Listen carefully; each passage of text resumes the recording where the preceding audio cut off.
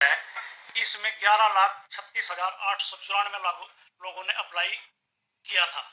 तो जो आज हमारे पास डाटा आया है, कुछ उसमें डबल फार्म मिले, कुछ के अनकम्प्लीट फार्म मिले और कुछ ने फीस जानबूझ के नहीं की। तो आज की डेट में ये जो आंकड़ा है एग्जैक्ट 10,78,864, तो इतने लोग परीक्षा देने के लिए आएंगे और ये परीक्षा जो है वो 558 स्थानों पर होगी। अब आप ये क्वेश्चन कर सकते हैं कि पहले तो आप कह रहे थे कि 1200 केंद्र होंगे, तो 658 स्थान है, 658 बिल्डिंग्स हैं, मतलब इंस्टीट्यूट हैं, ये संस्थाएं हैं। उस एक सेंटर में 4 सेंटर भी हो सकते हैं और उसमें एक भी हो सकता है। तो अगर सेंटर्स की बात करें तो ये लगभग 1200 है, अगर स्थानों की बात करें तो ये 658 है। और जैसा भी साहब ने बताया कि 17 जिलों में प्लस चंडीगढ़ में परीक्षा जो है होने जा रही है। सारी बातें आप लोगों के माध्यम से हमारे को पता लगती है। लंबा साहब ने हमारे को ट्वीट करके बताया कि एक ही बच्चे के 3 एडमिट कार्ड आ गए या 2 एडमिट कार्ड आ गए।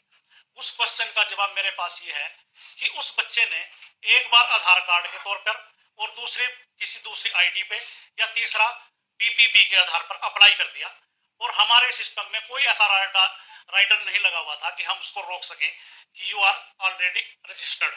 तो उसके हमने 2 या 3 फार्म हैं जो एक्सेप्ट कर लिए और इसी तरह से जब उसने अपलोड किया तो मैं मानता हूं कि 70 लोग ऐसे मिले हमारे को जिनके 2 या 3 एडमिट कार्ड आ गए। तो उसके लिए हमने अपना एक हेल्प डेस्क नंबर लॉन्च किया हुआ है। आपके माध्यम से भी मैं सब जो प्रतिभागी हैं उनको बता देता हूं। उसका नंबर है 180057289997।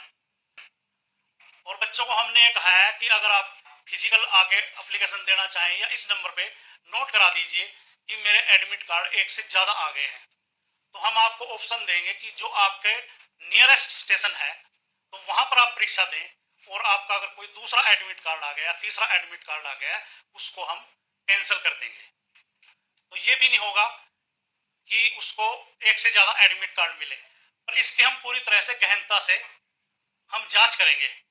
ये कई बार बच्चे जानबूझ कर करते हैं, एक एडमिट कार्ड पे वो खुद बैठ गया, दूसरे पे उसने सीटर बैठा दिया, या उसने 2 परीक्षाएं खुद दे ली और जोन से में उसके ज्यादा नंबर है, कल लेके ही आ जाएगा कि मेरा तो सर एक्चुअल नंबर ये था।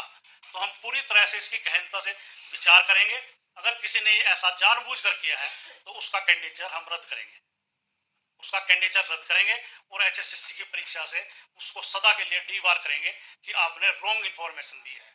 अगर उससे कहीं गलती से हुआ है तो हम उससे परीक्षा से वंचित नहीं करेंगे और उसको परीक्षा में कंसीडर करेंगे।